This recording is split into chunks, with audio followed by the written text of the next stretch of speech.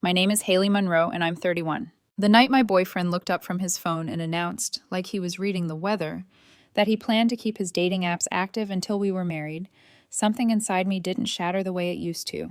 It didn't scream. It didn't beg. It just got very, very still. I was making dinner. Pasta on the stove, garlic sizzling in olive oil, the kind of normal domestic soundtrack you don't appreciate until it becomes the last calm scene before a storm. The kitchen smelled like warmth, like effort, like a life I'd been building with both hands.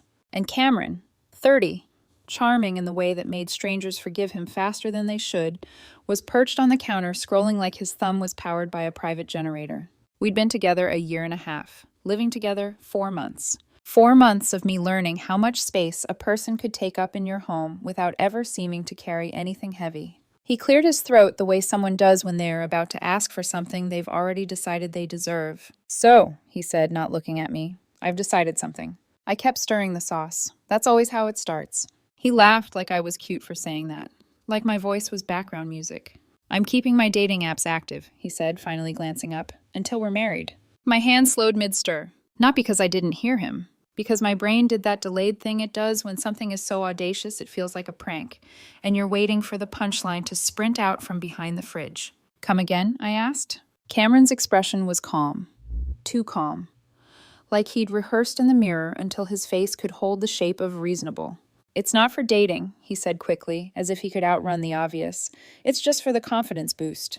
The spoon clinked against the pot. I stared at him. A confidence boost. "Yeah," he nodded, earnest now, practiced. "You know, knowing I'm still desirable. It's harmless." Harmless. That word has a particular flavor when someone uses it to excuse something that would devastate you if you did it. "You want to keep Tinder, Bumble, and Hinge active," I said, very carefully, "while we're in a committed relationship." He lifted a shoulder. "It's empowering, Haley." Empowering. Like he'd swallowed a self-help podcast and was regurgitating the highlights. "My therapist says external validation can be important for self-esteem," he added. "Besides, I don't even message anyone back. I just like seeing the matches. It doesn't mean anything."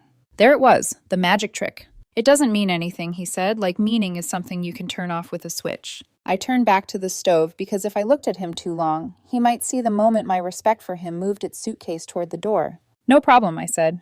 The words landed in the kitchen like a dropped fork. Cameron blinked. "Wait, really?" "Yeah," I said, and heard how calm my own voice sounded. Not numb, not broken, just clear. "If that's what you need for confidence, go for it." The relief on his face was instant, bright, almost boyish. He hopped down from the counter and wrapped his arms around me from behind, pressing his cheek to my shoulder like he'd just won a negotiation. "This is why you're the best," he murmured. "So evolved." Evolved. Like jealousy was a primitive disease, and I was supposed to be proud I didn't have symptoms. "Ben's girlfriend would have thrown a whole fit," he added, like a bonus point. "Ben told me she'd never be cool about something like this." Ah, yes, Ben. Cameron's perpetually single friend, who gave relationship advice like a man teaching swim lessons from a lifeguard chair while wearing floaties. I felt Cameron's arms tighten, like he expected me to melt with gratitude for being compared to someone else's imagined insecurity. Instead, I tasted something sharp. Not anger. Recognition. Because Cameron wasn't asking for freedom. He was asking for permission to be admired by strangers while still being held at home. A buffet mentality with a reservation in my name. When dinner was done, when the plates were rinsed, when Cameron went to shower, humming, relaxed, victorious, I stood in the living room and stared at my reflection in the dark window. The woman looking back at me didn't look like someone who'd just been told her boyfriend wanted to keep shopping for attention. She looked like someone who had just been handed a map and finally understood where she'd been walking. I picked up my phone. My hands didn't shake. I re-downloaded Tinder first, then Bumble, then Hinge. The icons popped back onto my screen like old doors reopening. I updated my photos with recent ones. Nothing thirsty, nothing desperate. Just me, in good light, looking like myself on my best day. One from my friend's birthday where I looked effortless. One from a rooftop brunch where the city skyline made the background look like I belonged in it. And because I'm not the kind of person who plays games quietly, I wrote a bio that was so honest it almost felt like a dare. In a relationship, my boyfriend keeps his apps for confidence, so here I am. For a second, I hovered over the save button. I wasn't doing this to cheat. I wasn't doing it to revenge flirt my way into a new life. I was doing it because Cameron had just told me, with a straight face, that love and loyalty were flexible as long as he was the one bending them. And I wanted to see what happened when the rules applied to both of us. I hit save. Within an hour, I had matches. More than I expected. And the weirdest part wasn't the attention. It was the quiet confirmation blooming in my chest, like a bruise you finally press and realize you're allowed to name. Turns out honesty is attractive, especially when it exposes the hypocrisy everyone else has learned to hide. Over the next 3 days, Cameron carried himself like a man who'd gotten away with something. He'd giggle at his phone sometimes, quick, private little laughs he didn't even try to share with me. He'd tilt the screen away by instinct, then correct himself like he remembered he'd already gotten permission. 72 new matches this week, he said one night, like he was announcing a work achievement. I smiled politely. Still got it, huh? He beamed. He didn't ask about my phone. Not once. It was like he believed the universe had been designed to validate him and ignore me. Meanwhile, I was having actual conversations. Not flirting, not baiting, just talking. Because talking is the thing Cameron insisted didn't count. One man wanted to know if this was some kind of open relationship experiment. Another asked if I was okay. And then there was Ryan, a match with a calm tone and the kind of questions that didn't feel like pickup lines. He didn't send fire emojis. He asked, "So how did your boyfriend explain this arrangement?" And when I answered honestly, he replied, "That's fascinating. I'm a therapist. I specialize in relationship dynamics. The language he's using sounds very rehearsed." That made my stomach turn, because I'd felt it too, without knowing how to name it. Friday night, Cameron suggested we go out. His favorite restaurant, Candlelight. The kind of place where people pretend they're happy because it's expensive enough to make misery feel like a waste. Cameron spent most of the drive talking about a woman who'd super liked him. "She's a doctor," he said, grinning. "Can you believe it?" I looked out the window at the city lights blurring into streaks. "Wow," I said softly. "You must feel very confident." He laughed. "Exactly." At the table, he was mid-story, something about how women love ambition, when my phone buzzed on the wood beside my water glass. A notification. Bright. Unmissable. Cameron's eyes locked onto it like a reflex. The smile slid off his face, not dramatically, but in a way that told me something important. He didn't mind the concept of apps. He minded losing exclusive access to who got to have them. "Why do you have Bumble notifications?" he asked, voice low. I picked up my phone, and because I didn't want to play coy, I opened the app in full view of him. "Oh," I said calmly. "Ryan and I were discussing a coffee shop that opened downtown." Cameron's face went through about 17 emotions in 2 seconds. The first was disbelief. The second was betrayal, like he'd invented fidelity and I was violating his patent. And the third was rage, quickly packaged as logic. "You reactivated your apps?" he said. "Yeah," I replied, 3 days ago. He stared at me like I'd slapped him. "But," he swallowed, "but you said no problem." "I meant it," I said, still calm. "You said it was about confidence, right? I figured what's good for you is good for me." "That's different," he snapped. I tilted my head slightly. "How?" He opened his mouth, closed it, then tried again. Because I'm not actually talking to anyone," he said. "I'm just getting validation." I scrolled, showing him my messages. No flirting, no secret meetups, just conversation. Restaurants, TV shows, the absurdity of modern dating culture. Cameron's jaw tightened.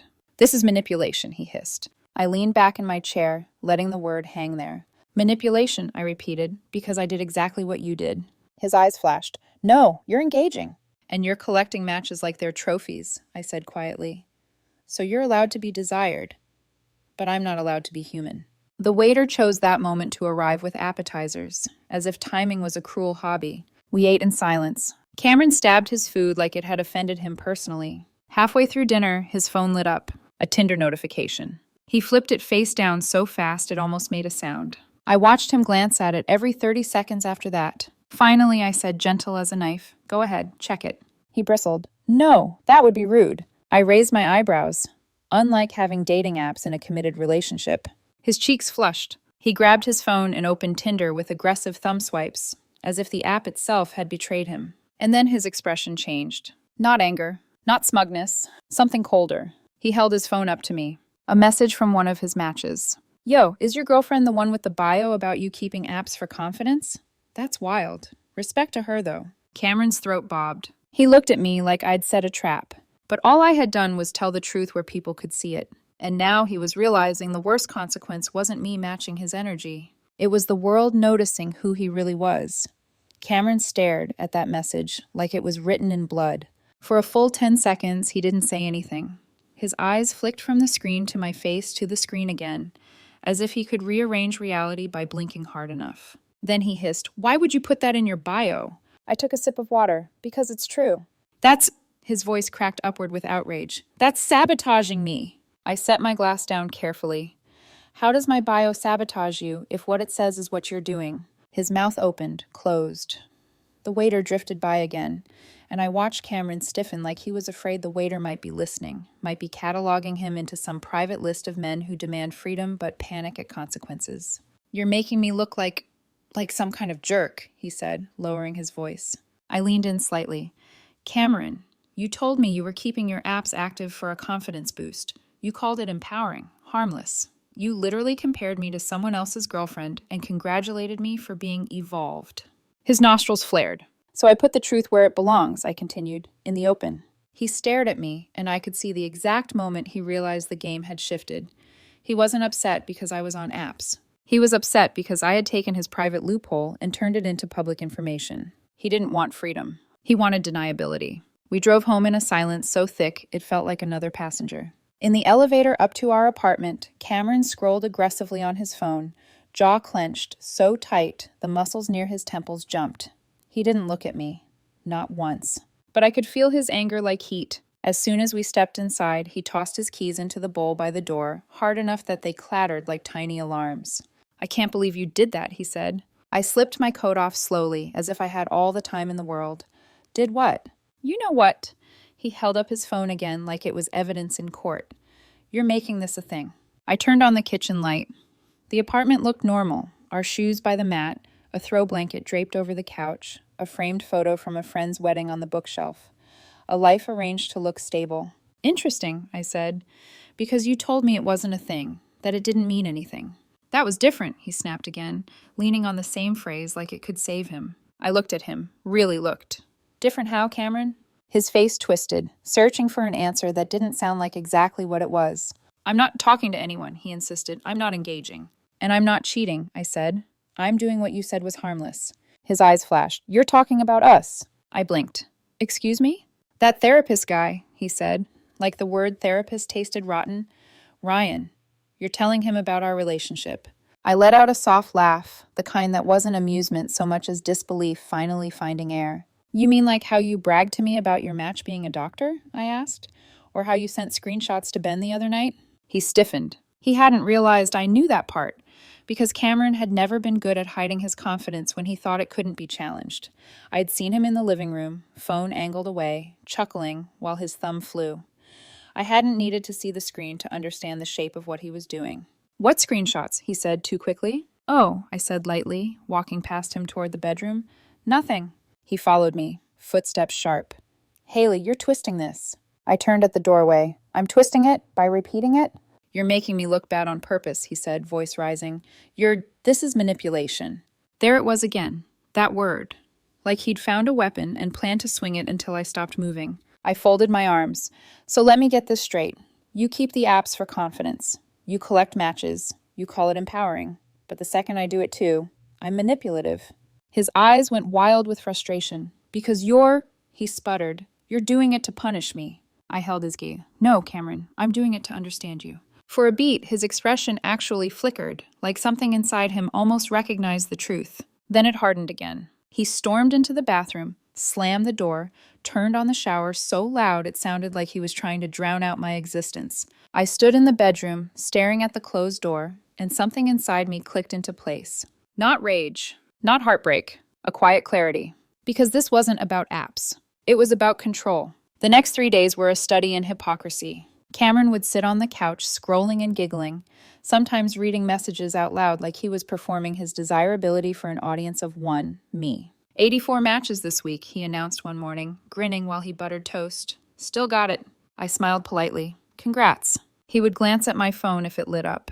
His eyes would narrow for half a second. Then he'd force himself to relax because he couldn't admit the jealousy without admitting he'd built the entire situation to benefit him. Meanwhile, my conversations continued. Most people were just curious. Some were amused. One woman messaged me on Hinge and said, "I don't even care about dating you. I just need to know how this plays out." I didn't answer that one, because I was living it. Ryan and I talked the most, not because he flattered me, but because he asked questions that made me feel like someone was finally holding a flashlight into a room I'd been stumbling through in the dark. "What exactly did Cameron say?" he asked one night. I typed it out. Confidence boost, empowering, therapist says validation, doesn't message anyone. Ryan replied, "The language is very curated. Has Cameron had an ex with similar patterns?"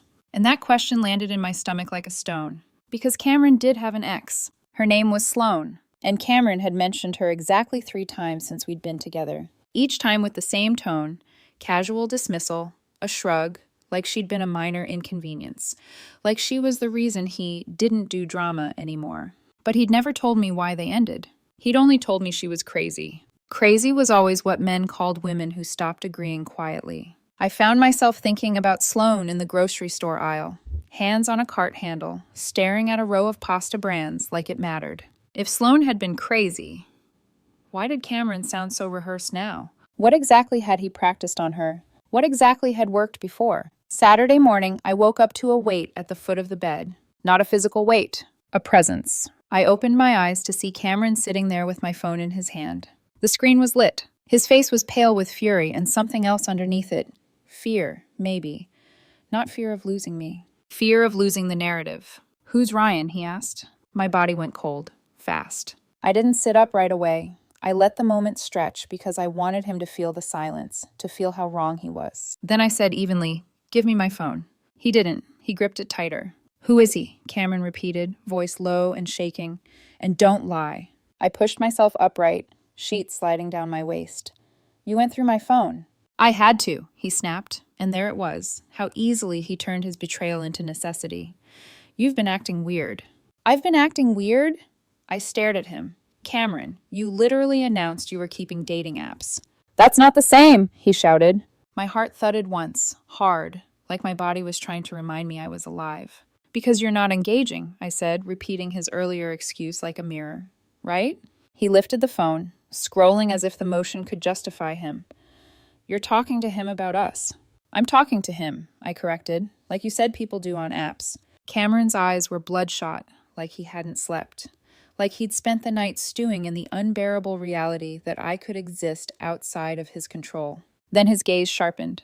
"You Googled gaslighting in relationships," he spat, as if the search term was a crime. I blinked once. "Yeah. After you told me I was manipulating you by doing exactly what you were doing." He flinched, just slightly, but then anger covered it. "You're trying to make me look abusive," he snapped. I held his stare. "No, I'm trying to name what's happening." His grip loosened, and he threw my phone at me like it burned his hands. It hit my thigh, bounced onto the bed. "You're emotionally cheating," he said, voice trembling with rage. This is an emotional affair." I reached for my phone slowly, checking it, because I didn't trust him not to have deleted something. "Cameron, you know what's crazy?" "What?" he barked. "You screenshot my messages to send to Ben," I said quietly, "and you call it venting. But I talked to someone on the same apps you insisted were harmless, and suddenly it's cheating." His face twisted. He grabbed his pillow off the bed like he was preparing for war. "I'm staying at Ben's," he said. "Okay," I replied. That stopped him. He expected tears, bargaining, panic. He expected me to grab his arm and say, "Please don't leave." Instead, I got out of bed, walked past him, and went to the kitchen to make coffee like my life didn't depend on his mood. Behind me, Cameron stood frozen. Then he slammed the bedroom door so hard, the frame rattled. 20 minutes later, my phone buzzed with a text.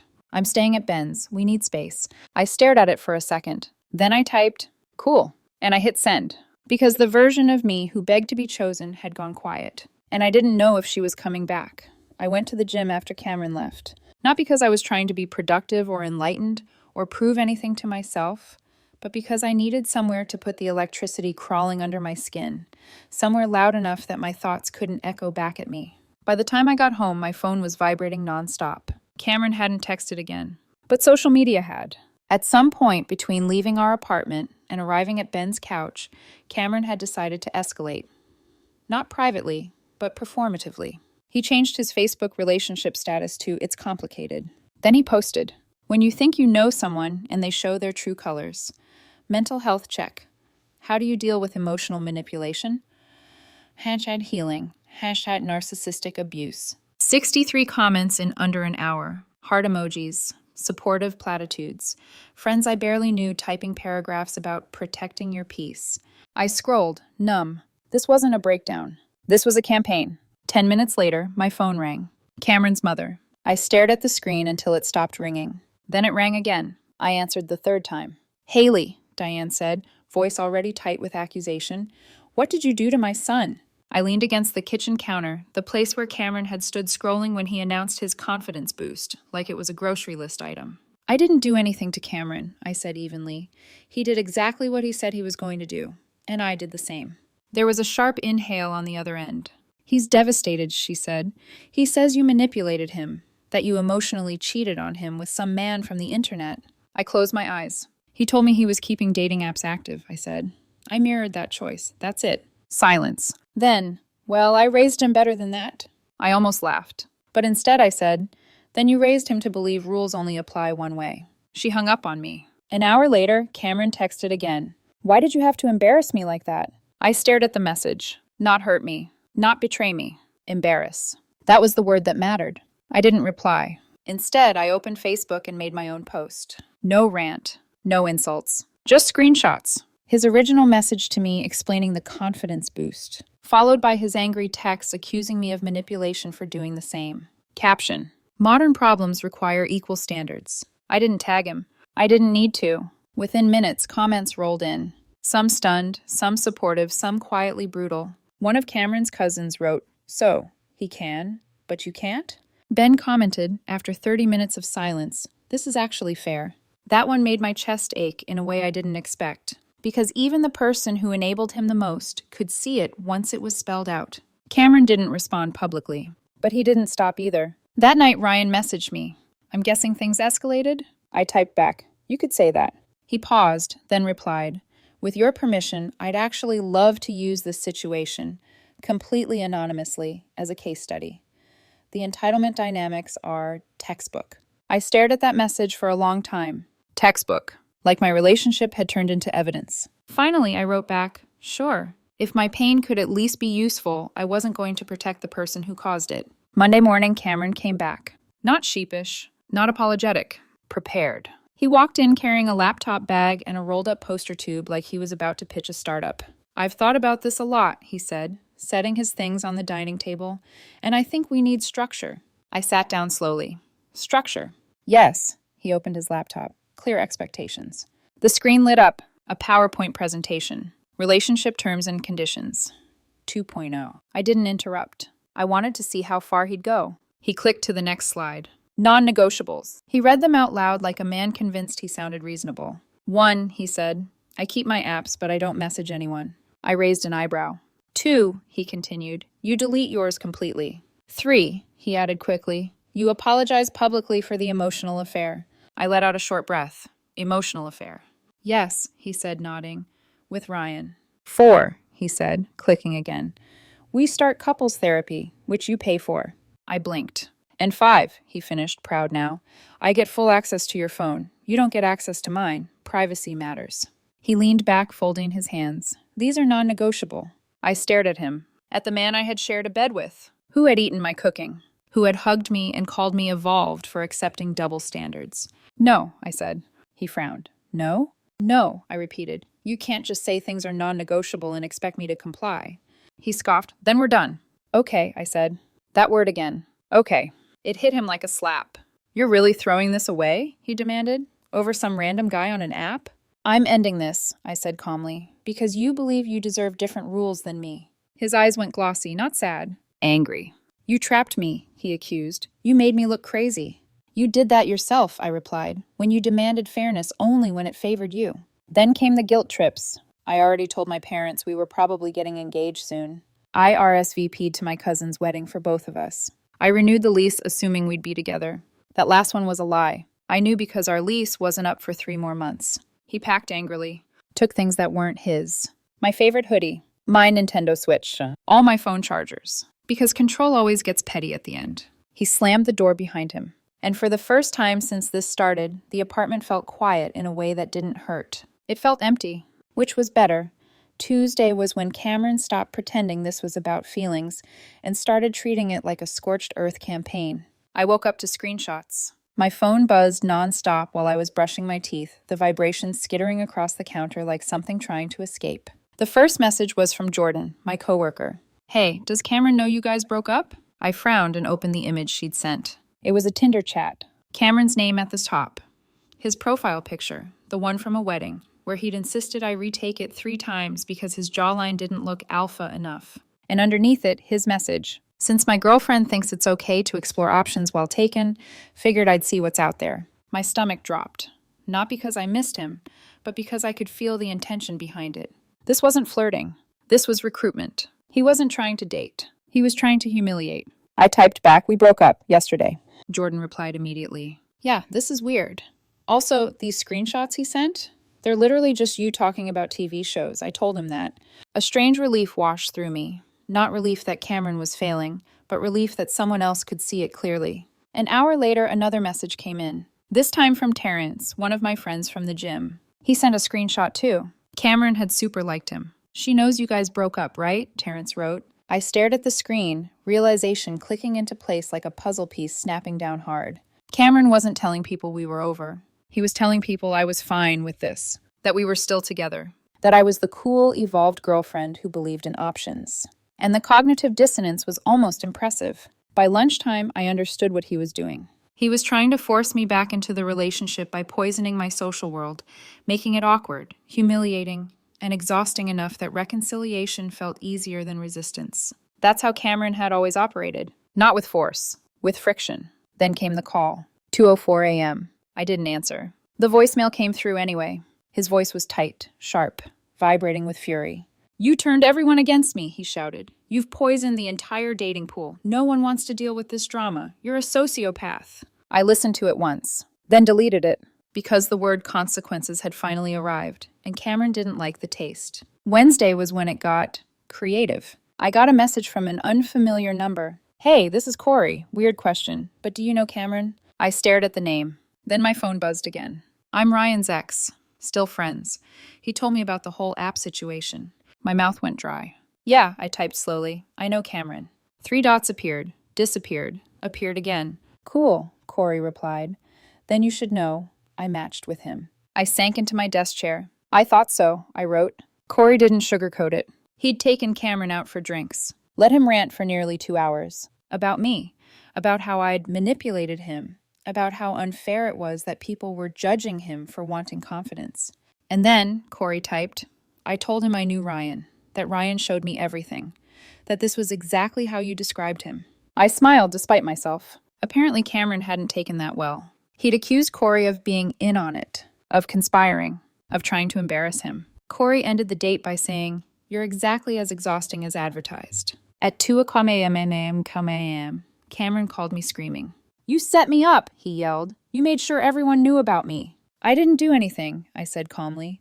"You're just meeting the consequences of your behavior." He hung up on me, blocked me, unblocked me an hour later to send 17 voice messages accusing me of being emotionally abusive, narcissistic, and dangerous. I didn't respond, because something had shifted. I wasn't reacting anymore. I was observing, and Cameron was unraveling. Friday arrived like a false promise of peace. I was folding laundry when the knock came. Not a polite knock. "We're here to make a point" knock. I opened the door to find Cameron standing there with his mother, Diane, and, of course, Ben. They looked like an intervention team that had printed the wrong pamphlets. "We're here to collect Cameron's things," Diane announced, stepping past me without waiting for permission. Ben hovered behind her, eyes darting around the apartment. Cameron crossed his arms, chin raised. "You need help," he said. "Healthy people don't sabotage relationships." I closed the door slowly. "I didn't sabotage anything," I replied. "I matched your energy." Diane scoffed. "That's not what happened." "Oh?" I asked. "Then please explain it to me." Cameron stepped forward. "You manipulated the situation to make me look bad." I tilted my head. "By doing what you did?" Silence. Cameron pulled out his phone, thrusting it toward me like a weapon. "I have 237 matches now," he said. "That's how desirable I am. You threw away someone everyone wants." I smiled faintly. "Then why are you here?" I asked. "To get your things?" He smirked. "Exactly." He handed me a list. An itemized list. It included my coffee maker, purchased before we met. My air fryer, a gift from my mom, and inexplicably my car. We shared it, he said. You borrowed it twice, I replied. Diane puffed up. If you don't cooperate, I'll call the police. I gestured toward the door. Please do. She didn't. They left with Cameron's actual belongings. Clothes, toiletries, and a sad collection of half-empty skincare products. Saturday afternoon, the final twist surfaced. One of Cameron's matches, Marcus, an IT security guy, messaged me. This is awkward, he wrote, but Cameron's been telling people you're stalking him on apps. I frowned. Then Marcus sent screenshots. Cameron had created fake profiles. 3 of them. Different names, different photos, different personalities, all designed to match with me. To catch me cheating. To prove something. I hadn't matched with any of them. Because I was done. Marcus added one last message. He said you must be gay if you didn't swipe right. I laughed out loud. Sunday evening, Cameron made one last play. He showed up at my door crying. No makeup? Wearing the dress shirt from our second date. I deleted them, he said, holding up his phone. All the apps. I choose you. I looked at him. Cameron, I said gently, we broke up 5 days ago. That was just a fight, he insisted. I already told people we worked it out. There it was. The truth. You have to take me back, he whispered, or I'll look stupid. And when I said no, he threatened to lie. He slipped and admitted everything. Goodbye, Cameron, I said. And I closed the door. 3 weeks passed. Not the dramatic kind of 3 weeks where everything magically heals, but the quiet, unsettling kind, where the noise finally stops and you're left alone with the truth echoing in your own space.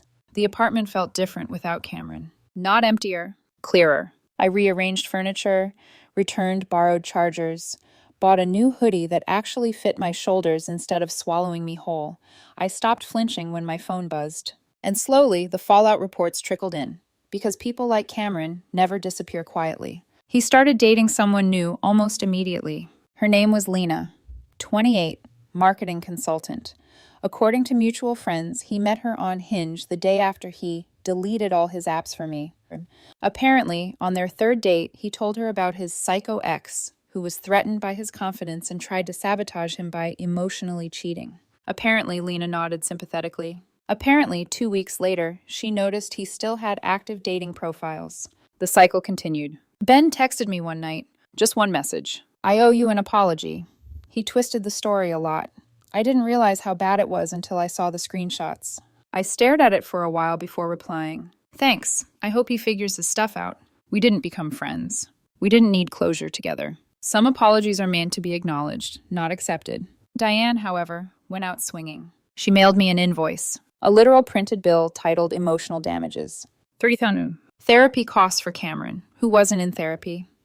Lost wages from emotional distress. He hadn't missed work. Defamation damages for false portrayal. I laughed so hard I had to sit down. I framed it. It's hanging in my bathroom now, right above the towel rack. A reminder that entitlement doesn't retire, it invoices. Ryan and I grabbed coffee once. Just coffee. He was kind, thoughtful, and happily in a relationship, something he never hid. His paper was accepted for publication. Digital Dating and Narcissistic Entitlement, a case study. I was listed in the acknowledgments as Participant A, Patient Zero's X. Corey texted me once too. He told me Cameron had spent their entire date talking about match counts, showing him an Excel spreadsheet he'd made tracking height, job, car type, and a self-created husband potential score. Corey said it felt like watching a Black Mirror episode in real time. The fake profiles Cameron created, still active. Marcus checked. Cameron was now using them to test other people's faithfulness. He even matched with his cousin's boyfriend and caused a small family implosion. His aunt called me once, quietly asking, "Has Cameron always been like this?" I said yes. As for me, I deleted the apps. Not because dating is bad, but because the whole experience made me crave something quieter, something real. I focused on work, the gym, peace. Then, last week, I ran into Cameron at a coffee shop.